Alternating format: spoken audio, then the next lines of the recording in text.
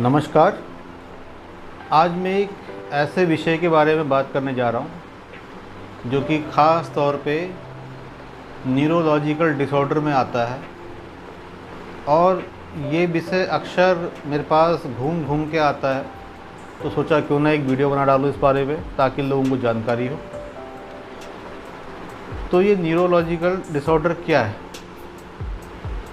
हमारे ब्रेन में कई किस्म के न्यूरोट्रांसमीटर बनते रहते हैं, जिसकी वजह से हमारा कंट्रोल्ड और कोऑर्डिनेशन का जो है कार्यक्रम हमारी बॉडी हम एक दूसरे से करते रहते हैं। यानी कि हम किसी चीज़ को पकड़ना चाह रहे हैं तो हमारा हाथ यहाँ तक जाना है तो यहाँ तक ही जाएगा, इसके आगे नहीं जाएगा। ये हमारा कंट्रोल है। और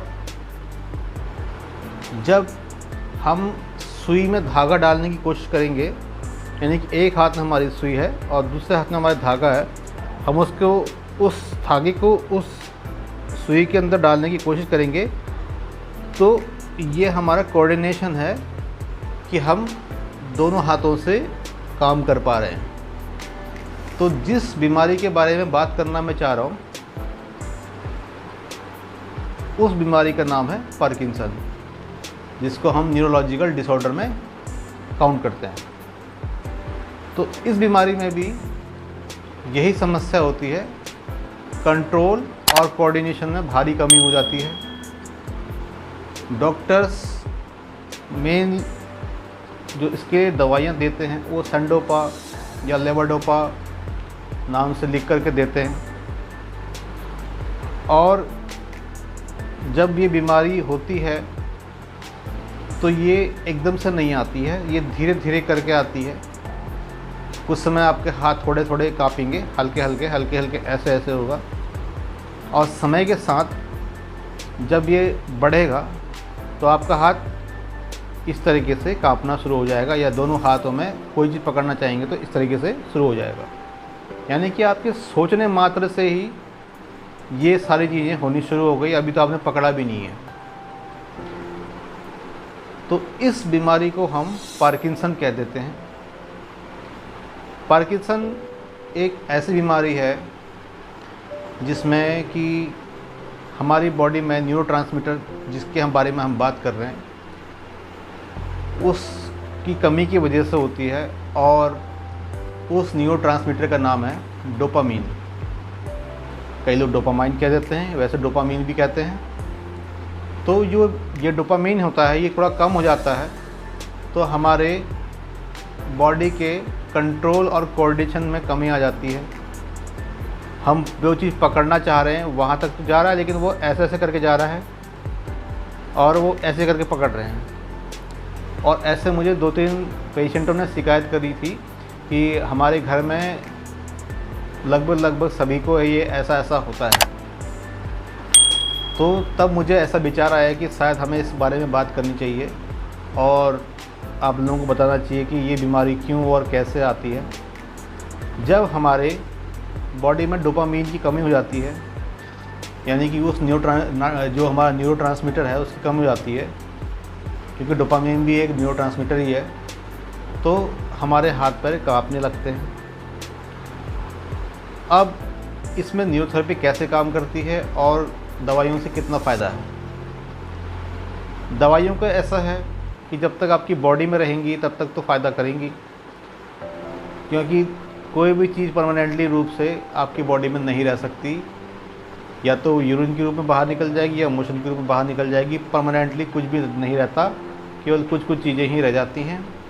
इसलिए जब व्यक्ति दवाई खाता है तो उसका असर उतने दिन तक ही आता है, यानी कि उस लिमिटेड पीरियड तक ही वो उस चीज़ का यूज़ कर पाएगा। यानी कि शरीर खुद तो बना नहीं रहा है वो केमिकल्स, और आप जो दवाई खा रहे हैं वो तब तक ही असर दिखाएंगी जब तक आपकी बॉडी में उसका संचार हो पाएगा, आपकी बॉडी उसको ले पाएगी। तो संडोपा और लेवोडोपा जो दवाएं आती हैं उसको खाने से भी इसमें कमी आती है, लेकिन ये कमी धीरे धीरे करके पूरी भी हो जाती है, लेकिन कुछ समय बाद वो फिर से होना शुरू हो जाता है।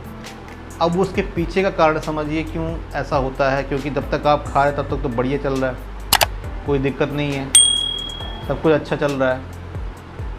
लेकिन जैसे ही आपने खाना छोड़ दिया, 2-4 दिन के लिए भी खाना छोड़ दिया, या हफ्ता 10 दिन के लिए खाना छोड़ दिया, या डॉक्टर ने बोला कि ठीक है आपका ये पूरा टाइम हो गया है, आपने 1 आध महीना खा लिया है, अब आप छोड़ दीजिए इसको, तो फिर से वो प्रॉब्लम आनी शुरू हो जाती है।